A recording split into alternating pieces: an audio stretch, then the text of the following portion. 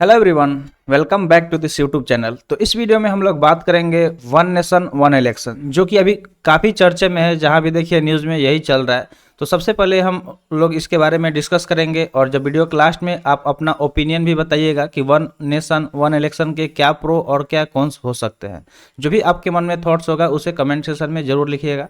तो चलिए वीडियो शुरू करते हैं और जानते हैं कि वन नेशन वन इलेक्शन से जुड़े कुछ इंपॉर्टेंट फैक्ट्स वगैरह और कुछ इंपॉर्टेंट टॉपिक भी डिस्कस करेंगे। तो जल्दी से वीडियो को लाइक कर दीजिए, और चैनल पर नए हैं तो जल्दी से चैनल को सब्सक्राइब कर लीजिए। तो चलिए सबसे पहले हम लोग बात करते हैं कि भारत सरकार ने देश भर में लोकसभा, राज्य विधानसभाओं, नगर पालिकाओं और पंचायतों के लिए एक साथ चुनाव करने की व्यवहार्यता की जांच करने के लिए पूर्व राष्ट्रपति रामनाथ कोविंद के नेतृत्व में एक उच्च स्तरीय समिति की स्थापना की है। तो जो गवर्नमेंट ऑफ इंडिया है उसने क्या किया कि जो भी लोकसभा हो गया, राज्यसभा का, जो भी राज्य का विधानसभा हो गया, नगर पालिका और पंचायत के लिए एक साथ चुनाव कराया जाए। कि जो भी मतलब चुनाव होता है, आप देखते होंगे देश भर में, कभी किसी स्टेट में तो कभी किसी स्टेट में, कभी इलेक्शन होते रहता है। और इस पे जो गवर्नमेंट ऑफ इंडिया है उसका बहुत ज़्यादा खर्चा आता है। एक इलेक्शन कराने में काफ़ी ज़्यादा खर्चा आता है। तो इन सब चीज़ों को लेके गवर्नमेंट ऑफ इंडिया ने डिसाइड किया है कि इसको क्या किया जाए, एक साथ चुनाव कराया जाए। और इसलिए उन्होंने क्या किया कि एक इसको जांच कराने के लिए एक जो पूर्व राष्ट्रपति कौन थे, रामनाथ कोविंद जी, उनके नेतृत्व में एक उच्च स्तरीय समिति की स्थापना भी की है।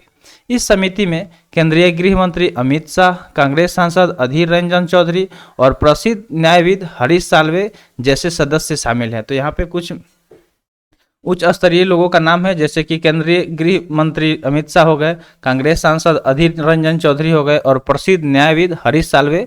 इन जैसे लोग इसमें शामिल है सदस्य के रूप में। हालांकि अधीर रंजन चौधरी ने इसमें भाग लेने से इनकार कर दिया है।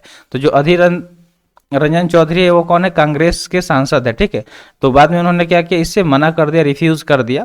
आइए आगे और भी देखते हैं इससे जुड़े कुछ फैक्ट्स। तो इस समिति को एक साथ चुनाव के कानूनी और तार्किक पहलुओं की जांच करने का काम सौंपा गया। तो ये जो समिति बनाया गया एक तरह का कमेटी, तो इसको ये चीज़ बताया गया कि एक साथ चुनाव के लिए जो भी कानूनी और तार्किक यानी कि जो भी रीजनेबल पहलू है उसको जांच करने का काम दिया गया है, जिसमें संभावित संवैधानिक संशोधन, राज्य अनुसमर्थन की आवश्यकता, त्रिशंकु सदन और दल बदल जैसे परिदृश्यों से निपटना शामिल है। तो ये सारे कुछ यहाँ पे पहलू दिए गए हैं, जैसे कि मान लीजिए कि संवैधानिक संशोधन, जो भी कॉन्स्टिट्यूशनल अमेंडमेंट है उस वो क्या क्या हो सकता है, त्रिशंकु सदन और दल बदल जैसे देखते हैं हमेशा लोग दल बदल करते हैं एक पार्टी से दूसरे पार्टी में। तो इन सभी जो भी परिदृश्य है इनसे निपटना शामिल किया गया है। यह एकल मतदाता सूची और मतदाता पहचान पत्र के उपयोग पर भी विचार करेगी। तो जो भी मतलब एकल मतदाता सूची हो गया या फिर मतदाता पहचान पत्र, जिसको हम लोग वोटर ID कार्ड बोलते हैं,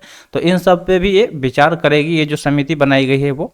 अब आइए जानते हैं कुछ टॉपिक, जैसे कि दिया गया है कि भारत सरकार द्वारा गठित उच्च स्तरीय समिति का प्राथमिक उद्देश्य क्या है।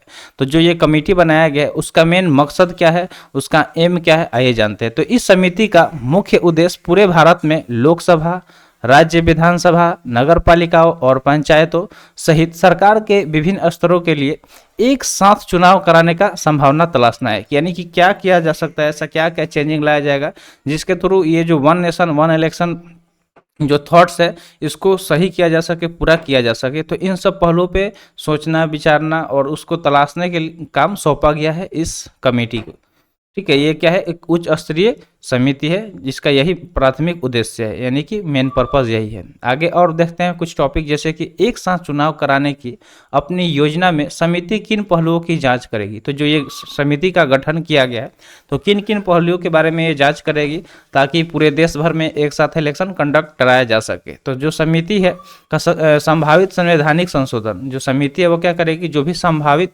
संवैधानिक संशोधन है कि जो संविधान है उसमें क्या संशोधन किया जा सकता है, राज्य का क्या समर्थन होगा, त्रिशंकु सदन जैसे परिदृश्य, इलेक्ट्रॉनिक वोटिंग मशीन, जैसे कि EVM जानते होंगे, EVM उसको इलेक्ट्रॉनिक वोटिंग मशीन बोला जाता है, इलेक्ट्रॉनिक वोटिंग मशीन हो गया, जैसे लॉजिस्टिक्स और एकल मतदाता सूची, यानी कि एक साथ मतदाता सूची निकाला जाए, उसका उपयोग सहित कानूनी और तार्किक पहलुओं का पता लगाएगी। तो ये कमेटी यही करेगी। तो यही जो चीज़ यहाँ पे बताया गया है, जैसे कि संवैधानिक संशोधन हो गया, राज्य का अनुसमर्थन हो गया, त्रिशंकु सदन हो गया, परिदृश्य हो गया, इलेक्ट्रॉनिक वोटिंग मशीन को लॉजिस्टिक करना, यानी कि एक जगह से दूसरी जगह सही ढंग से पहुंचाना, और एकल मतदाता सूची के उपयोग सहित कानूनी और तार्किक पहलुओं का पता लगाने का काम सौंपा गया है। तो ये सारे काम कौन करेगा? ये जो उच्च स्तरीय समिति का गठन किया गया है, तो इन सब पहलुओं का जांच करेगा। तो आई होप आपको इतना चीज़ क्लियर हो गया होगा। वीडियो लाइक नहीं किया है तो जल्दी से वीडियो लाइक कर दीजिए, और कमेंट सेक्शन में जाके एक बार इसे जय हिंद जरूर लिखिएगा। आइए आगे भी बात करते हैं। अगला टॉपिक दिया गया है कि समिति के कार्य का अपेक्षित परिणाम क्या है और क्या यह सिफारिशें प्रदान करेगी। तो ये जो समिति बनाया गया है, तो उसका अपेक्षित परिणाम क्या है, ठीक है, एक्सपेक्टेड जो भी परिणाम, उसका रिजल्ट क्या है, और क्या यह सिफारिशें प्रदान करेगी, ये सब चीज़ पे बात कर लेते हैं। तो समिति एक साथ चुनाव की व्यवहार्यता, कानूनी ढांचे, लॉजिस्टिक और तौर तरीके पर सिफारिश प्रदान करेगी, जिससे संभावित रूप से भारत में महत्वपूर्ण चुनाव सुधार हो सकेंगे।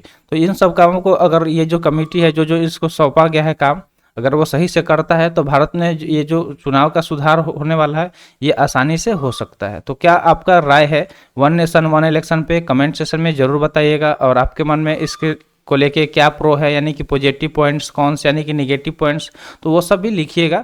इससे पता चलेगा कि हमारे देश की जनता इसके बारे में क्या सोच रही है। तो आज के लिए इतना ही। आज का वीडियो यहीं पे समाप्त हुआ। वीडियो कैसा लगा कमेंट सेक्शन में जरूर बताइएगा, और ऐसे इन्फॉर्मेटिव वीडियो पाने के लिए चैनल को सब्सक्राइब कर लीजिए। तो मिलते हैं फिर अगले वीडियो में।